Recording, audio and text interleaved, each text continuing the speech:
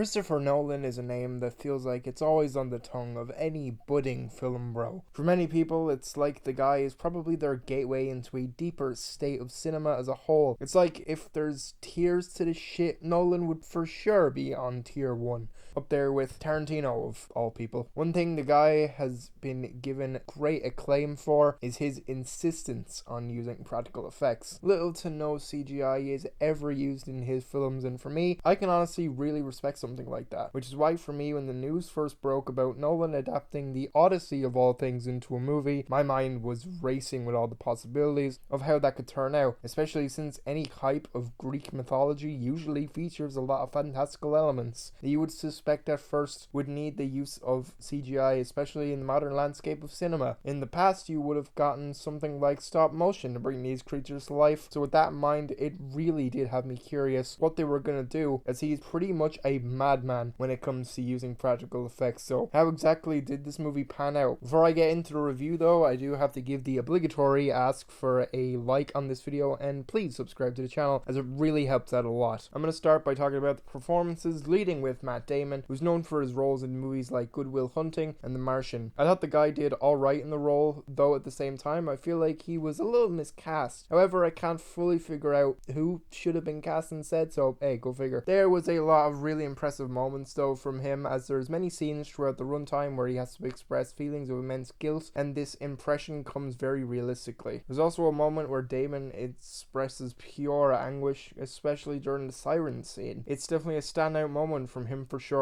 The monologue he delivers at the end is also made super engaging from him. He manages to have you hang on to his every word from the emotional level he brings to the role. Tom Holland plays the role of Odysseus' son in this. He's known for his roles in movies like The Devil All the Time and the MCU Spider-Man franchise. This is definitely one of Holland's better roles in a while, probably since Devil All the Time, honestly. He manages to balance a great deal of yearning through his eyes while also having pretty well done moments of anger especially too. He does a lot to make you easily sympathize with his character by bringing his usual boyish nature, which I think is pulled off really well here. The only thing I believe holds him back slightly isn't through a fault of his own. There's certain line deliveries I wasn't keen on, and I just feel like that's mainly down to the screenplay in itself. Anne Hathaway is in this movie too. She's known for her roles in movies like Interstellar and Brokeback Mountain. I thought she did okay in this role. I didn't think she was particularly strong, which isn't fully through a fault of her own, as I'll talk about more later in the review. I found at times she couldn't really emote certain feelings as well as she probably could a few years ago anyway. Throughout the runtime, she's mainly balancing a sense of being upset at times and expressing anger, which to an extent I believe lends itself to a little bit overacted on occasion compared to some other people anyway. Robert Pattinson plays the role of one of the central main villains in this movie. I suppose that is a way of describing his character in this anyways. He's of course known for his roles in The Batman and Good Time. I really enjoyed his performance in this movie. He did a good job at making his character feel really hateable, but in a fun way. He was such a slimy and manipulative character. He conveyed this well through his eccentric nature. I feel like he stole all of the scenes that he was in whenever he was on screen. He does a lot of really good reactionary acting in certain moments that were a joy to see, as I'm always personally a fan of facial or even eye acting, I should say, especially as well. Himesh Patel is in this movie too. He's known for his roles in movies like Tenet and Yesterday. I'm surprised that he wasn't used in the marketing a whole bunch, as whenever there were scenes of Odysseus' journey, his character essentially acts as a second in command in a way. He shares almost just as much screen time as Matt Damon does, at times acts as a foil to Odysseus as the journey gets more perilous as the runtime goes on. He was able to convey a sense of being in danger pretty well, especially through his eyes. He carried a lot of these scenes. John Leguizamo is in this movie as well. He's known for his roles in movies like The Menu and Chef. It was interesting to see him in a different sort of role here, especially since he's cast to look older than he's meant to be, as he is playing the role of a blind man here. He did well at acting in this sort of sensitive nature while also managing to convey having this wiseness to him as well. While he isn't in the movie a whole lot, he still manages to steal a lot of the screen time that he has in this movie. Charlize Theron plays the role of Calypso in this movie. She's known for her roles in movies like Mad Max Fury Road and Prometheus. I feel like her role in this movie was pretty one note, which is a shame for the importance of her character that is meant to be had in this story overall. Her chemistry with Matt Damon was pretty much non-existent, and wouldn't, especially, I felt. There's an extent to her having this manipulative nature, but I feel like it never goes far enough fully. Elliot Page is in this movie for a short time. He's known for his roles in movies like Inception and Super. Like I just said, Page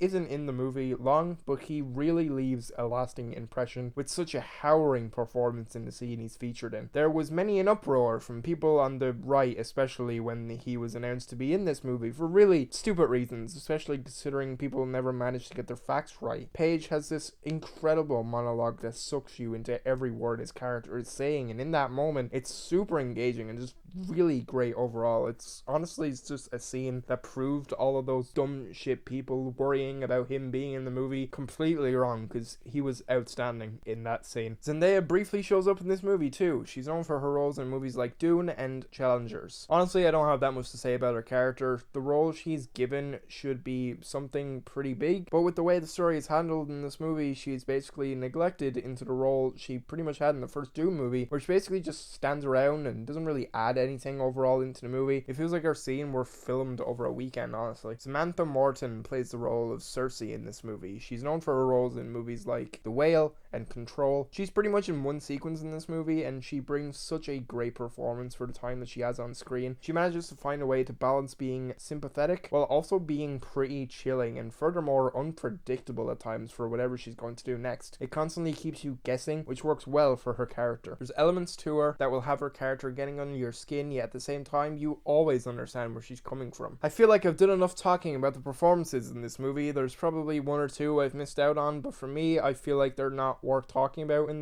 the interest of not making this video any longer than it already probably is. So let's get into the plot of this movie fully. Firstly, in true Christopher Nolan fashion, there's a lot of manipulation of time in this movie in terms of how the story is told. It's sort of doing a non-linear thing here, which I suppose is sort of done in the original poem, but still it felt like an excuse for Nolan to tack on his style here, especially considering the ending of this movie is handled weirdly. Not to jump ahead or anything, but hey, I guess it's fitting talking about a Christopher Nolan movie. But the ending of this features the siege of Troy, or the fall of Troy I should say, and the Trojan horse aspect, which funnily enough isn't really the major focus of the Odyssey. It's barely mentioned aside from flashbacks, which to this movie's credit is done in the same way, but there seems to be a major focus of it in this movie, especially since this movie's context, it ties into Odysseus's psyche, as similarly to Oppenheimer, a major theme in this movie is about guilt, except here Odysseus is almost portrayed like a war veteran, and not in the sense of what a veteran would have been like in Greek times. The way he speaks specifically seems to be catering to a more modern audiences, which I guess for people who engage with this movie make it more relatable. It makes sense, but I don't know, I thought it was a weird choice. It's cool for any movie to come out nowadays to be anti-war, obviously, of course,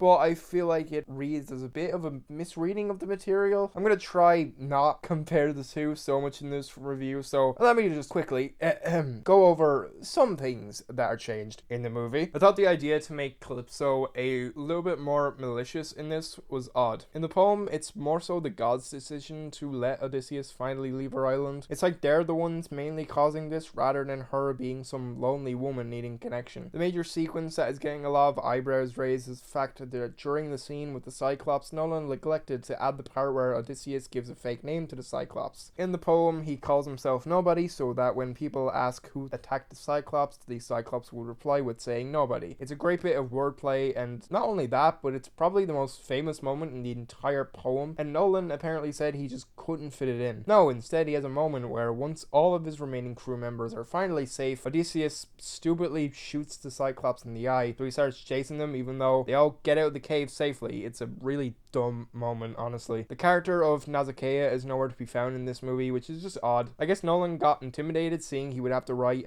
another female character really badly. It's funny because she's pretty much just as important as a character like Penelope as in the context of the original story. She's a character who nurses Odysseus back to health and sends him to her parents who assist in getting him home. The bag of winds isn't included, which doesn't make sense as it's another way of helping Odysseus and his crew getting home. Look, what I'm trying to say is this movie is almost 3 hours, I feel like there's kind of no point in cutting out stuff here. I can understand one aspect, maybe that's good to change, is the fact that in the poem, Odysseus seems to be a lot less loyal to Penelope. At the same time, it's a little annoying knowing the Hollywood insistence of our protagonists that cannot be flawed people. Like, all we're left with in this movie is the fact that Odysseus is a little bit of a dumbass who constantly is getting his men killed on their way back home. Moving on, there is stuff I did like in this. While I didn't like the change of the name pun, I do like the Cyclops scene. It's super impressive, especially from an effects standpoint. With the lighting and Fitz perspective, I thought it made for some pretty chilling moments here and there. Another sequence that was especially chilling was when Odysseus is on Circe's island. The scene of Odysseus's men turning into pigs and back were horrific. Genuinely some sickening, skin-crawling imagery, along with the sound effects that felt reminiscent of the werewolf transformation in American Werewolf in London. It's moments like this that makes me think Nolan could have the skills at this stage to make a horror movie. Maybe. I probably should have mentioned sooner that there would be spoilers in this review, but I mean, it's an adaptation of an over 3,000-year-old poem, so hey, get over it, mate. There's not that much more to talk about regarding the plot, really. Many of the sequences just happen one after the other. Some go on longer than they need to. I feel like Odysseus spends way too much time on Calypso's island from the time that we spend with him too. In the poem, it's one book, man. In the overall story, like, come on, what are we doing here?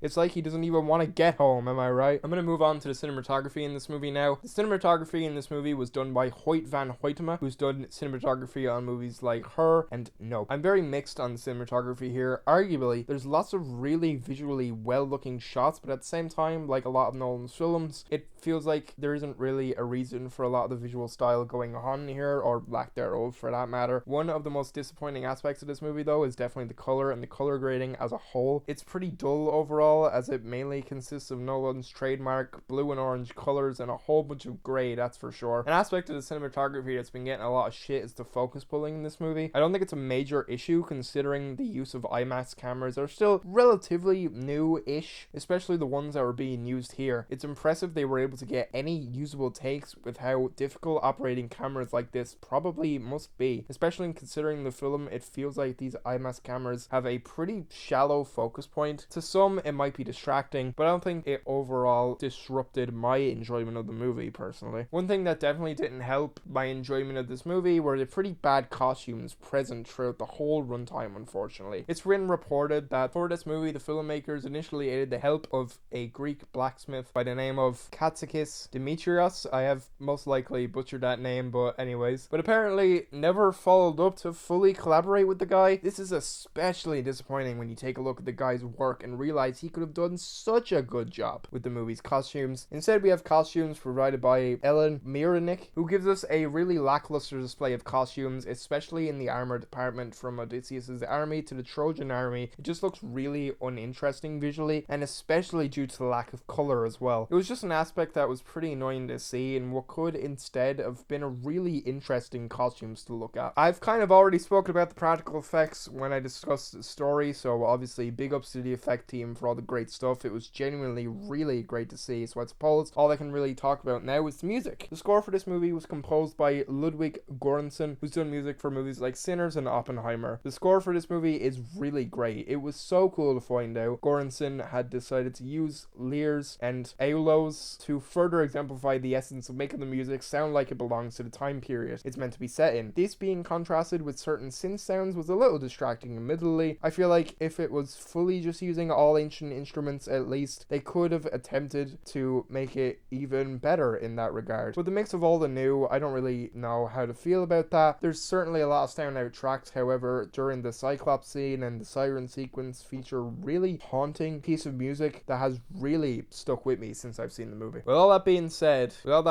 anyways, despite the amount of complaints I've had about this, and as disappointing as many aspects are about this movie as a whole, I will admit I still did like this movie, and I do think it's a very competent film. It's probably pretty lower in Nolan's filmography overall. I think it's just surprising that this is technically what his filmography as a whole has been building to. Like, when you think about it, Interstellar uses a lot of aspects of the Odyssey in its story. It always feels like this was the story he was born to make, and in the end, did it feel like that? Personally, I really don't know. I feel like anyone else could have made this and it would have been stronger. If this was in the hands of someone like Robert Eggers or Yorgos Lanthimos, you know, an actual Greek person, we could have had a bona fide masterpiece on our hands. Well, who am I to say that, as a lot of people already consider this movie a masterpiece. Some are even overglazing it to the highest of heavens, which I honestly cannot personally understand, as this is a deeply flawed movie in many aspects. Maybe I was just overly impressed by a film like Oppenheimer, so I think